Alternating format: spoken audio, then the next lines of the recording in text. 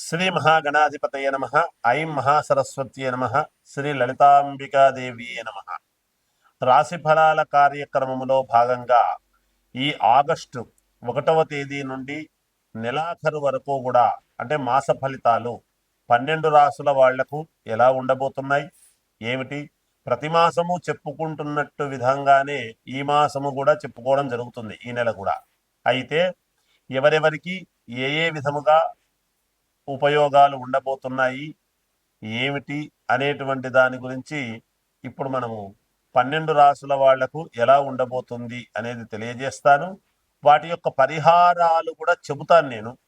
ఆ చెప్పినవి చెప్పినట్టుగా చేసుకోండి, తప్పకుండా మీకు మేలు జరిగి తీరుతుంది అనేటువంటిది పంచముఖాంజనేయ స్వామి ఉపాసకుడిగా నేను తెలియజేస్తూ ఉన్నాను.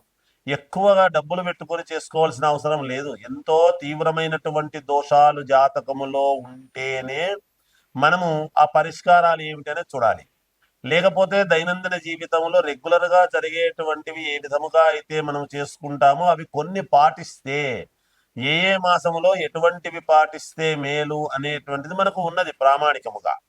ఉదాహరణకు మామూలుగా మనము ఈ నవంబర్లో కార్తీక మాసం అంతా కూడా దీపాలు ఏ విధముగా పెట్టుకుంటే మేలు జరుగుతుంది. ఇంట్లో ఆడవాళ్ళు కావచ్చు, మగవాళ్ళు కావచ్చు, ఎవరైనా సరే వాళ్ళ వాళ్ళ దోషాలు పోవాలి అనేటువంటి దానిలలో చేసుకునేటువంటి భాగాల్లో ఇది దీని అర్థము. అయితే ఇప్పుడు ఈ శ్రావణ మాసము, ఆగస్టు నెల అంతా కూడా శ్రావణ మాసము ఉన్నది. ఈ శ్రావణ మాసంలో ఏం చేసుకుంటే నెలాఖరు వరకు మీకు మేలు జరుగుతుంది అనే దాని గురించి ఇప్పుడు నేను తెలియజేస్తాను. అవి పాటించు చూడండి, మీకే తెలుస్తుంది. మకర రాశి వారికి ఈ ఆగస్టు నెల అంతా కూడా ఎలా ఉంది అంటే కొంచెము మిశ్రమ ఫలితాలు గోచరిస్తున్నప్పటికీ కొంతవరకు యోగవంతమే అని చెప్పవచ్చును. అయితే ప్రతి పనిలోనూ కొంచెము ఆటంకము, ఏది పట్టుకున్నా కొన్ని ఇబ్బందులు, స్త్రీ మూలకముగా అనిపించుకోరాని మాటలు అనిపించుకోవటము, ఏదో మీ ప్రతిభకు కొంచెము లోటు వచ్చేటువంటి పరిస్థితులు ఇవన్నీ కూడా గోచరిస్తూ ఉన్నాయి. అయితే ఒక యోగాలు కూడా ఉంటాయి, సహజము. ఒక మాట ఒకరు అన్నారు అంటే ఒకరు మెచ్చుకోవడం కూడా సహజమే కదా. లోకములో అంతా ఒకటే రకముగా ఉండరు కదా. అయినా విపరీతముగా తిరగటము వలన శారీరకమైనటువంటి ఇబ్బందులు కలిగేటువంటి పరిస్థితి ఉంది కాబట్టి జాగ్రత్త వహించండి. సమయానికి భోజనము, నిద్ర అనేటువంటివి పెట్టుకోండి, మేలు జరుగుతుంది. ఏదో కొంత అపవాదు అనేటువంటిది వచ్చేటువంటి పరిస్థితులు గోచరిస్తున్నాయి కాబట్టి శ్రద్ధగా జాగ్రత్తగా ఉంటే మంచిది. మనస్సు స్వచ్ఛముగా పెట్టుకోండి. ఏదైనా ఎదటివాడి యొక్క ఇబ్బందులు కోరుకునేటువంటి పరిస్థితులకు వెళ్ళకూడదు. మనకు ఎవరు ఎన్ని ఇబ్బందులు కలిగించినా ఇంకొకరిని మనం టపీమని ఒక మాట అనడము వలన అది మనకే రివర్స్ లో చుట్టుకుంటుంది అనేటువంటిది గ్రహించండి. గతములో మీరు చేసినటువంటి పనులు ఒకటి రెండు కొన్ని ఇబ్బంది కలిగేటువంటి పరిస్థితులుగా గోచరిస్తూ ఉన్నాయి కనుక బాగా ఆలోచన చేసి నిర్ణయాలు తీసుకోండి. ఒక పెద్ద మనిషి దగ్గర పని అవుతుంది అని వెళ్ళి ఆ పని కాక భంగమై తిరిగి రావటం కూడా జరుగుతుంది ఈ మాసములో. భూపరమైనటువంటివి, కేసుల పరమైనటువంటివి కొన్ని మీకు ఇబ్బందులు ఉండవచ్చును. అవి ఈ మాసములో పెద్దగా ఇబ్బందులు చేస్తాయి అనడానికి లేదు, కానీ భూపరమైనటువంటివి కొలిక్కి వస్తాయి. తర్వాత కేసుల పరంగా ఉండేటువంటివి వాయిదాలు పడి కొంచెము మీరు మీ నిజాయితీ నిరూపించుకోవాల్సినటువంటి అవసరము ఏర్పడవచ్చును.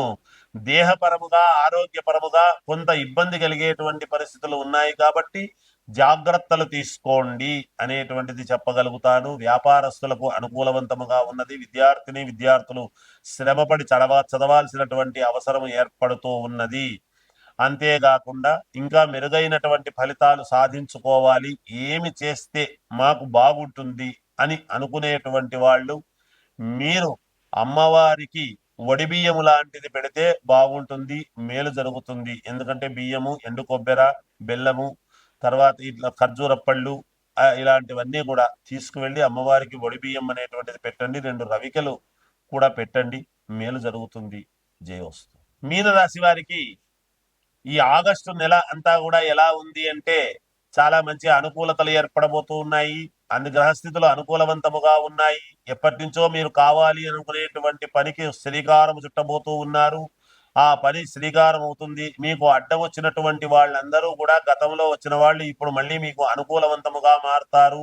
అయిన వాళ్ళల్లోనూ, దూరపు బంధువులలోనూ మిమ్మల్ని వద్దు అనుకునేటువంటి వాళ్ళు మళ్ళీ మీ దగ్గరికి రావటం అనేటువంటిది జరుగుతుంది. భూపరమైనటువంటివి ఇవన్నీ కూడా మీకు అనుకూలిస్తున్నాయి. ఆకస్మికమైనటువంటి ధనలాభం నాకు రాబోతుంది పలానప్పుడు అనేటువంటి విషయం మీకు తెలుస్తుంది గాక ఒక నిర్ణయం చేసుకోగలుగుతారు అనుకూలవంతముగా. అంతేకాకుండా రక్త సంబంధీకులు అనేటువంటి వాళ్ళు దూరమైనటువంటి వాళ్ళు దగ్గరయ్యేటువంటి పరిస్థితులు గోచరిస్తూ ఉన్నాయి.